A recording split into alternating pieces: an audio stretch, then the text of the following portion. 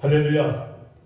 오늘 함께 은혜를 나눌 설교 제목은 흉내내는 신앙이라는 말씀입니다. 사도행전에 바울이 하나님께로부터 아주 귀한 능력을 받았고, 그리고 하나님은 바울을 통해서 많은 일들을 하셨습니다. 그래서 바울이 했던 모든 일들이 소문이 나니까 그때 당시에 제사장 스게와의 그 아들들이 있었습니다. 이 일곱 아들이 바울이 쓰던 그 앞치마를 가져다가 그리고는 악기에게 덮었습니다. 희한하게도 바울이 쓰던 그 앞치마를 갖다 얹으니까, 혹은 수건을 얹으니까 병이 나가기도 하고, 그리고 귀신이 떠나기도 했습니다. 스게와의 아들들이 동일하게 흉내를 내면서 그렇게 이야기를 합니다. 내가 바울이 믿는 예수를 빙자하여 내게 명하노니. 그리고는 그렇게 말을 할 때 악기 들린 자가 대들어서 이야기를 합니다.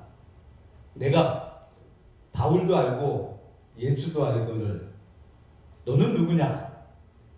그러면서 달려들어서 제 앞에서 그리고는 이들을 이기게 됩니다. 악기가 이들과 씨름을 했겠습니까? 아니면 뭐 레슬링을 했겠습니까? 영적인 싸움에 이들이 패배를 한 겁니다. 그래서 결과가 어떻게 됩니까? 이들이 옷을 다 벗고 그러는 벌거벗은 채로 길 밖으로 쫓겨나가게 됩니다. 악기가 달려들어서 악기를 이기겠다고 나온 이 스게와의 아들들에게 오히려 악기가 이겨서 이들을 내쫓아 보냈던 겁니다. 우리가 신앙생활하면서 제일 중요한 게 어떤 겁니까? 고백입니다. 그 고백은 어디까지 연결이 돼야 됩니까? 예수님께서 마태복음 5장, 6장, 7장 산상수훈을 말씀하시고, 그리고 그 끝부분에 가서 그 말씀에 대해서 다시 깨닫게 하십니다. 나의 이 말을 듣고 행하는 자는 그 집을 반석 위에 지은 지혜로운 사람 같다라고 말씀하셨고, 나의 이 말을 듣고 행치 아니하는 자는 그 집을 모래 위에 지은 어리석은 사람 같다라고 말씀을 합니다. 하나님의 말씀을 중심으로 어리석은 자와 지혜로운 자가 나눠지게 됩니다. 복이 있는 자와 복이 없는 자가 나눠지게 됩니다. 무엇을 말씀을 합니까? 스게와의 아들들에게 없었던 것이 뭡니까? 나의 주 나의 하나님이라는 고백이 없었고, 믿음대로 행하는 것이 아니라 바울이 믿는 예수를 빙자하여 내가 내게 명하노니, 내가 믿는 예수, 내가 믿는 주님을 고백하는 것이 아니라 바울의 예수, 바울이 믿는 예수라고 그렇게 이야기를 했던 겁니다. 빌렸다, 빙자했다라고 그렇게 이야기를 합니다. 여러분, 흉내내는 신앙, 그것은 하나님의 역사가 나타나지 않습니다. 어떨 때 하나님의 역사가 나타납니까? 오직 말씀으로 견고하게 서고 죽으면 죽으리다 주님 앞으로 나아갈 때 하나님의 역사하심이 나타난다는 것을 우리가 반드시 기억해야 됩니다. 사무엘상 15장에 보면은 약속들이 나타납니다. 어떤 약속입니까? 하나님께서 이스라엘 백성들을 위하셨던 놀라운 약속들이 나타나는데, 그래서 그렇게 말씀을 하셔요. 사울을 보면서, 그리고 사무엘에게 하나님께서 그렇게 말씀하셔요. 아말렉을 진멸하라 말씀을 합니다. 이는 저희가 이스라엘 백성들이 애굽에서 나올 때 길에서 저들을 회방하였습니다. 무슨 말씀입니까? 아말렉과의 전투가 기억이 납니까? 모세가 산에 올라가서, 그래서 모세가 손을 들면 이스라엘 백성 여호수아의 군대가 이기고, 힘이 들어서 힘을 내리게 되면, 손을 내리게 되면 이스라엘 군대가 패배를 했던 그러한 일입니다. 그래서 아론과 훌이 모세를 앉히고 돌 위에 앉히고 그 양쪽에서 손을 하나씩 붙잡아서 그리고는 받들어 주게 됩니다. 모세의 손이 종일 내려가지 않았고, 그리고는 손이 내려가지 않았기 때문에 아말렉이 패배를 하게 됐던 일들입니다. 아말렉이 방해를 한 일로 인해서 다시 한번 그 일이 역사 속에서 다시 노출이 됩니다. 아말렉을 진멸하라.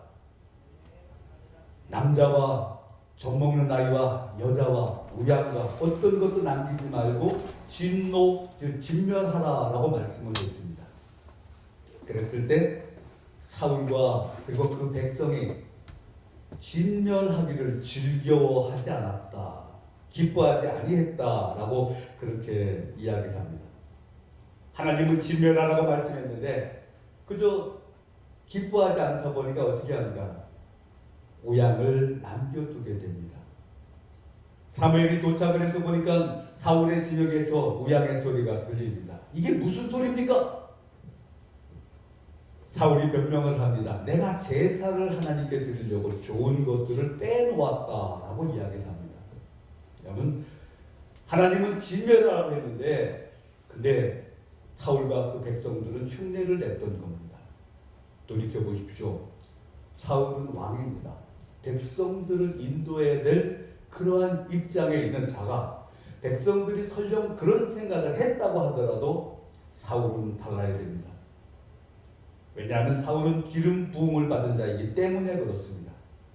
그러나 기름 부음을 받은 자든지 기름 부음을 받지 아니하던 자든지 멋대로 똑같이 하나님의 말씀을 어기기를 즐거워했던 겁니다.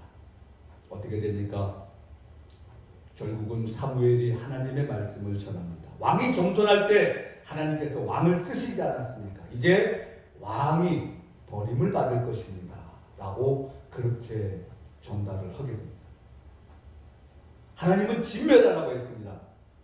아말렉을 진멸하라는 이유가 무엇입니까? 이스라엘을 방해했기 때문에, 여호수아의 군대를 방해했기 때문에 진멸하라라고 말씀을 했습니다. 근데 그것을 순종하지 아니한 그 사울의 일로 인해서 하나님께서 왕이 여호와의 말씀을 버렸으므로 여호와께서 왕을 버려 이스라엘의 왕이 되지 못하게 하셨음입니다. 사울이 얼굴이 파랗게 찔리고 아찔합니다. 그래서 사무엘의 옷깃을 잡았지만, 옷이 찢어지도록 잡았지만 한 번 선포된 말씀은 변경되지 않습니다. 여러분, 흉내내는 신앙, 그것은 결국 버림을 받게 되는 이유가 됩니다. 흉내내는 신앙, 그것은 하나님의 역사도 나타날 이유가 안 됩니다. 여러분, 숨비가 무엇인지 아십니까? 숨을 멈추는 게 숨비입니까? 그렇다면 물숨은 뭡니까? 물속에서 숨을 쉬는 겁니다. 누구에게 해당이 됩니까? 물속에서 일하는 자들. 누구겠습니까? 해녀입니다. 해녀에게 사용되는 단어들입니다. 그래서 물속에 들어가면 숨비를 하게 됩니다. 숨을 쉬지 않고 숨을 참게 됩니다. 그리고는 그 다음에 일이 시작이 됩니다. 소라도 줍고 전복도 따고 굴도 또 여러 가지들을 다 채취를 하게 됩니다. 그러다가 숨이 차게 되면 어떻게 됩니까? 거기서 시간을 끌게 되면 물숨을 쉴 수밖에 없습니다. 물숨이 뭡니까? 물속에서 쉬는 숨입니다. 결국 물숨과 함께 생명이 끊어지게 됩니다. 그렇기 때문에 숨비하고 숨을 참고 있는 동안에 모든 일을 맞춰야 되고, 물 위에 올라올 때까지 그 숨비가 계속돼야 됩니다. 그리고 물속에 올라가서 숨을 내쉬어요. 뭐라고 숨을 내십니까? 가쁜 숨을 몰아내시면서 해녀들이 그런 숨을 쉽니다. 호이 호이. 아마도 새소리 같이 들릴지도 모릅니다. 그 호이 호이 하는 소리, 아마도 승리자의 소리가 아니겠습니까? 물속의 고통을 참고 올라온 자의 소리가 아니겠습니까? 고린도서 5장 17절에 밝혀주시오. 누구든지 그리스도 안에 있으면 새로운 피조물이라. 이전 것은 지났으니 보라 새 것이 되었도다 말씀을 합니다. 이전의 것은 지났습니다. 이 세계 자랑, 안목의 정욕, 육신의 정욕 모든 것들은 다 지났습니다. 육신을 향해서 살던 발걸음도 끝났습니다. 이제는 영적인 기쁨을 누리며 하늘을 향해 사는 것이 그리스도 안에 새로운 피조물의 모습이 아니겠습니까? 그럼에도 불구하고 다시 육체의 숨을 쉰다는 게 뭡니까? 그게 바로 물숨이 됩니다. 이 세계 자랑, 안목의 정욕, 육신의 정욕으로 돌아가게 되면 그것은 사망이 아니겠습니까? 가룟 유다가 물질의 숨을 벗어나지 못했다가 그리고는 결국 예수님까지 팔아버리는 어리석은 일을 하지 않았습니까? 대만은 세상을 향한 관심을 끊지 못했습니다. 그래서 바울의 뒤를 따르면서 앞을 보고 십자가를 본 것이 아니라 계속해서 세상을 넘보다가 마침내 소망이 없다라고 생각을 했을 때 스스로 세상을 향해서 떠나가 버리게 됩니다. 여러분 돌이켜 보십시오. 우리의 믿음이 하나님 앞에 순수하고 하나님 앞에 온전해야 됩니다. 영적인 호흡이 감당이 돼야 되는데 영적인 호흡이 감당이 되는 것이 아니고 오히려 부끄러운 숨을 쉰다는 게 무엇이겠습니까? 육체의 숨을 쉽니까? 육으로 삽니까? 이 세계 자랑, 안목의 정욕으로 삽니까? 그것이 무엇입니까?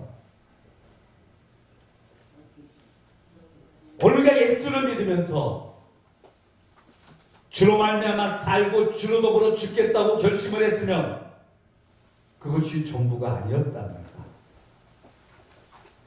새삼스럽게 세상으로 돌아가 버리는 게 무엇입니까? 그게 바로 물숨입니다.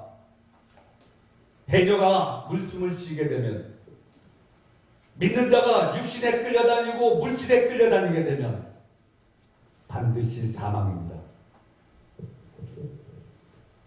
여러분, 때로는 세상을 살면서 눈물이 왜 안 나오겠습니까? 한숨이 왜 안 나오겠습니까? 답답하지 않겠습니까? 안타깝지 않습니까? 부끄럽지 않습니까? 그러나 우리는 어떻게 해야 됩니까? 하나님 안에 충만한 믿음의 삶을 감당을 해야 됩니다. 주께서 역사하시고 주께서 함께 하시는 삶을 감당을 해야 된다는 말씀입니다. 해녀들에게 눈물이 나옵니까? 눈물이 나올 겁니다. 물속에서 참다가 때로는 서러움에 힘이 빠져서 기력이 다 쇠해서 한탄스러운 때도 있을지도 모릅니다. 해녀의 눈물은 파도가 씻어갑니다. 여러분, 우리가 믿음으로 살면서 아무런 갈등이 없겠습니까? 육신의 방해가 없겠습니까? 세상의 방해가 없겠습니까? 그러나 우리는 방향을 뺏기면 안 됩니다. 끝까지 믿음의 삶을 감당을 해야 된다는 사실입니다. 마태복음 10장에 고백됩니다. 몸은 죽여도 영혼은 능히 죽이지 못하는 자들을 두려워하지 말고 오직 몸과 영혼을 능히 지옥에 멸하실 수 있는 일을 두려워하라 말씀을 합니다. 한마디로 하나님 중심으로 살아야 된다는 말씀입니다. 모세가 죽고 나서 그리고 여호수아가 이스라엘 백성을 감당을 해야 되는데 너무도 두렵고 그리고 자기의 무능함과 부족함이 생각이 납니다. 그랬을 때 하나님께서 말씀을 하세요. 이 율법책을 내 입에서 떠나지 말게 하며 그 가운데 기록한 대로 다 지켜 행하라. 그리하면 내 길이 평탄하리라. 네가 형통하리로다 말씀을 합니다. 여러분, 하나님의 말씀으로 살 때 그 길이 평탄하게 됩니다. 하나님의 말씀으로 살 때 형통함을 입게 된다는 것을 기억하시길 바랍니다. 여러분, 믿음으로 살면서 주님의 뜻대로 살면서 세상에 장애물이 없겠습니까?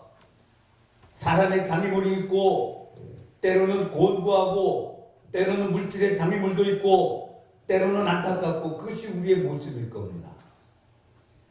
눈물이 흐르니까 해녀의 눈물은 파도가 씻어가듯이 우리가 주님 앞에 기도의 삶을 감당을 해야 됩니다. 순비해야 됩니다. 세상이 더 쉬워 보입니까? 세상이 더 그리워 보입니까? 기도가 멈춰지고 기도가 약해지고 기도가 빈곤해지면 하나님보다 세상이 커 보이기 시작합니다.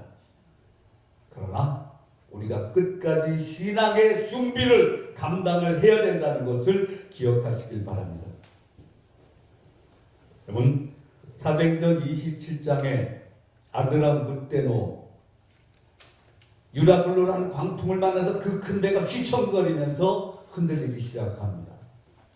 그리고 사흘이 지나면서 나흘이 지나면서 배 안에 있는 모든 물건을 다 바다에 던져버릴 정도로 심각한 상태가 왔습니다.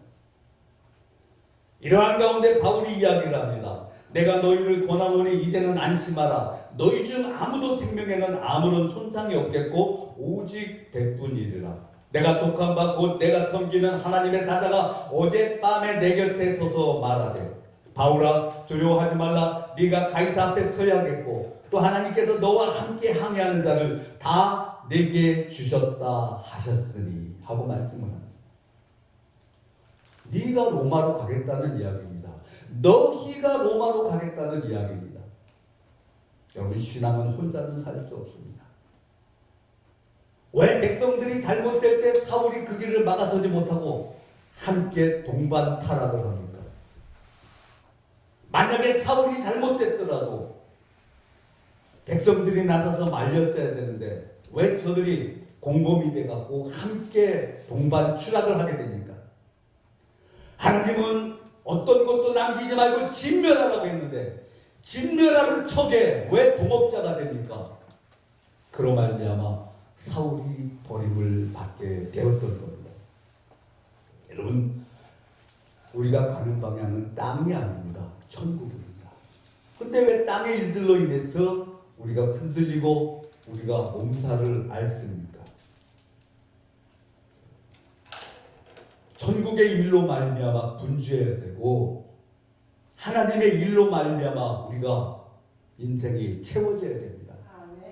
주님 앞에 섰을 때 우리가 부끄러움을 당한다면 무엇이겠습니까?